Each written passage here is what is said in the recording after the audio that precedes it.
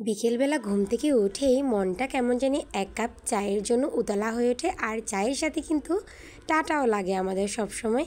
Hello viewers, welcome to our channel শ্রেয়াসেন্ট মম। আমি শ্রাবন্তী, আপনাদের স্বাগত জানাই নতুন আরেকটি ব্লগে। এখন কিন্তু চলছে সে চায়ের সাথে টাইয়ের ব্যবস্থা চলছে, তো ভাবলাম আপনাদের সাথে রেসিপিটি শেয়ার করি। এটা কিন্তু বানাচ্ছে বোন এর আগে এই রেসিপিটি আরেকবার বানিয়েছিল বাসায়, সবাই বেশ পছন্দ করেছিল। তো আজকে আবার সে বানাচ্ছে, কারণ সবাই খুব বেশি পছন্দ করেছিল রেসিপিটি। তো যেহেতু বানাচ্ছে তো ভাবলাম আপনাদের সাথেও শেয়ার করি। তো প্রথমে এখানে প্রেশার কুকারে সেদ্ধ দিয়ে দিচ্ছি আলু, তো আলুর সাথে একটা ডিমও দিয়ে দিয়েছি। তো এখন প্রেশার কুকারে আলু আর ডিমটা সেদ্ধ করে নেওয়ার পালা। আলু আর ডিম সেদ্ধ দিয়ে কিন্তু চলে এসেছে এখানে ময়দা ময়ান দিতে। তো প্রথমে নিয়ে নিলাম পরিমাণ মতো ময়দা, আর এখানে 2 কাপ মতো ময়দা নিয়েছে, তার মধ্যে পরিমাণ মতো লবণ দিয়ে দেওয়া হয়েছে আর অল্প একটু তেলটা কিন্তু খুব বেশি দেওয়ার দরকার নেই, অল্প একটু দিলেই হবে। তো তেল দিয়ে একটু ভালো করে মেখে নিতে হবে তেলটা ময়দার সাথে। তেলটা ময়দার সাথে ভালোভাবে মাখা হয়ে গেলে তারপর কিন্তু রুম টেম্পারেচারে যে জলটা, সেই জল দিয়েই আস্তে আস্তে করে ডোটা বানিয়ে নিতে হবে। খুব বেশি জল দেওয়া যাবে না, কারণ খুব বেশি একেবারে জল দিয়ে দিলে জলটা বেশি হয়ে গেলে পরে দিয়ে সমস্যা হতে পারে। তো সেজন্য প্রথম থেকেই অল্প অল্প জল দিয়ে আস্তে আস্তে করে ডোটা রেডি করে নিতে হবে। এখানে কিন্তু ডোটা মোটামুটি মাখা হয়ে গেছে। তো উপর থেকে অল্প একটু তেল দিয়ে এটা একটা ঢাকা দিয়ে কিছুক্ষণ রেস্টে রেখে দিতে হবে। তো এই যে এখানে এখন চলে এসেছে যে পুরটা বানাবে, সেই পুরটা রেডি করার জন্য এখানে বোন প্রথমে ডিমটা একটু হাতে ভেঙে নিল। আপনারা চাইলে গ্রেট করতে পারেন, গ্রেট করেও দেওয়া যায়। বোন হাত দিয়ে ম্যাশ করে নিল।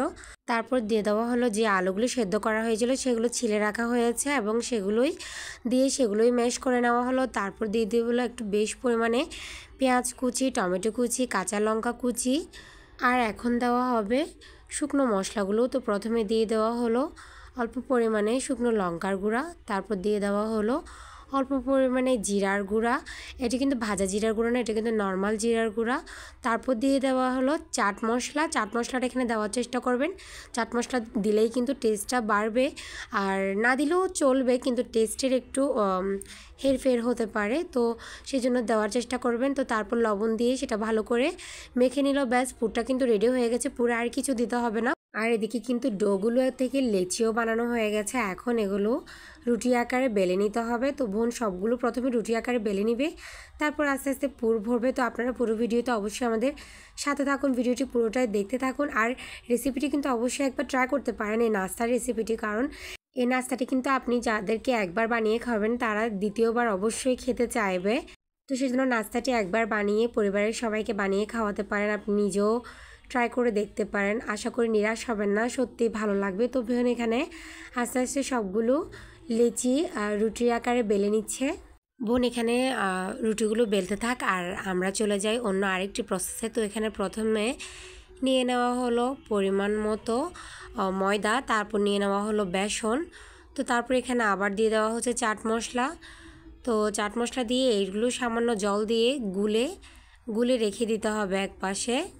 বিকেলের নাস্তা কিন্তু কিছু একটা যদি মুচমুচে টাইপের হয় তাহলে কিন্তু সবাই বেশ পছন্দ করে, সবারই বেশ ভালো লাগে। যদিও বা বানাতে একটু ঝামেলা পোহাতে হয়, একটু কষ্ট তো হয়, তো কষ্ট না করলে আসলে কেষ্ট পাওয়া যায় না। তো পরিবারের সকলের মন পেতে গেলে একটু কষ্ট তো করতেই হবে। তো সেজন্য একটু কষ্ট হলেও আসলে সকলের মন পাওয়ার জন্য মাঝে সাঝে এভাবে কিছু একটা বানালে, স্পেশাল কিছু, সবাই বেশ পছন্দ করে, সবার মনটা বেশ খুশি হয়ে যায়, বিশেষ করে বাচ্চাদের। তো আমার পরাণ তো এরকম ঘরে যদি এরকম স্পেশাল কিছু বানানো হয়, এরকম নাস্তা কিছু বানানো হয়, সব থেকে বেশি খুশি আমাদের পরাণই হয়। ঠিক তদ্রুপ প্রতিটা পরিবারে কিন্তু ছোট সদস্যরাই কিন্তু এই ধরনের স্পেশাল কিছু বানিয়ে খেতে বা তাদেরকে দিলে তারা বেশ খুশি হয়। তো আপনারা আপনাদের পরিবারের ছোট সদস্যের জন্য অবশ্যই এই নাস্তাটি বানিয়ে ফেলতে পারেন।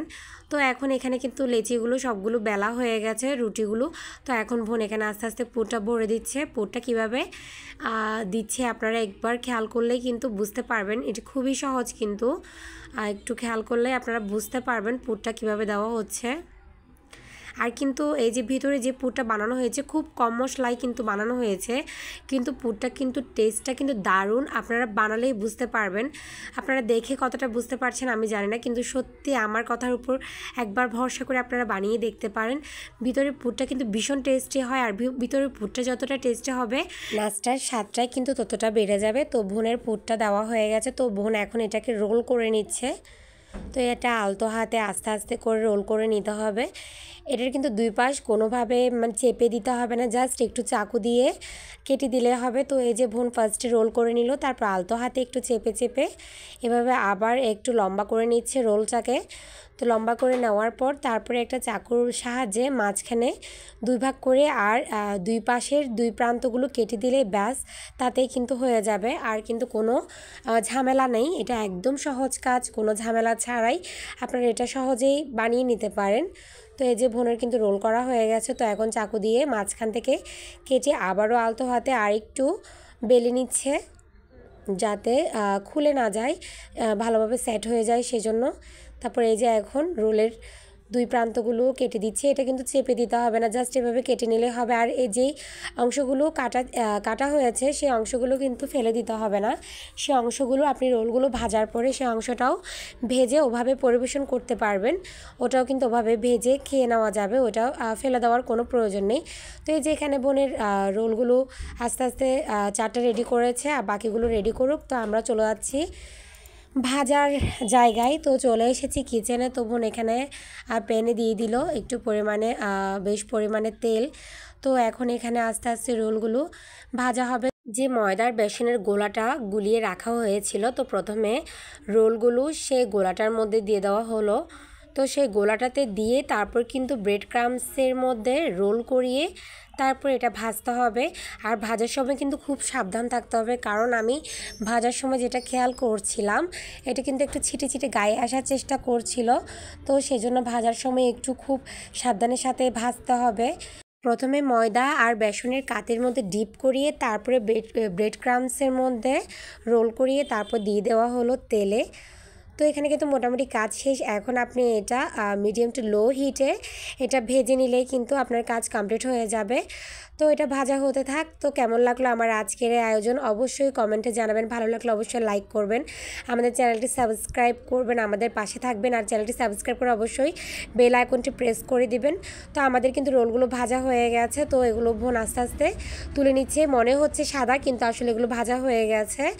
তো আপনারা অবশ্যই এটা অবশ্যই বাসায় একবার ট্রাই করে দেখতে পারেন। এই যে দেখুন আমি রোলগুলো নিয়ে চলে এসেছি, আপনাদের একটা ভেঙে দেখাই কেমন হয়েছে।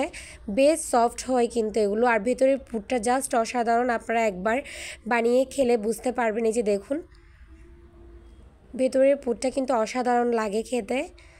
তো আপনারা অবশ্যই একবার বাসায় ট্রাই করবেন, আপনারা আশা করি নিরাশ হবেন না। আপনাদের বাসায় যারা ছোট সদস্য আছে তারাও কিন্তু পছন্দ করবে। তো সকালে ভালো থাকবেন, সুস্থ থাকবেন, দেখা হবে অন্য কোনো ভিডিওতে। টাটা।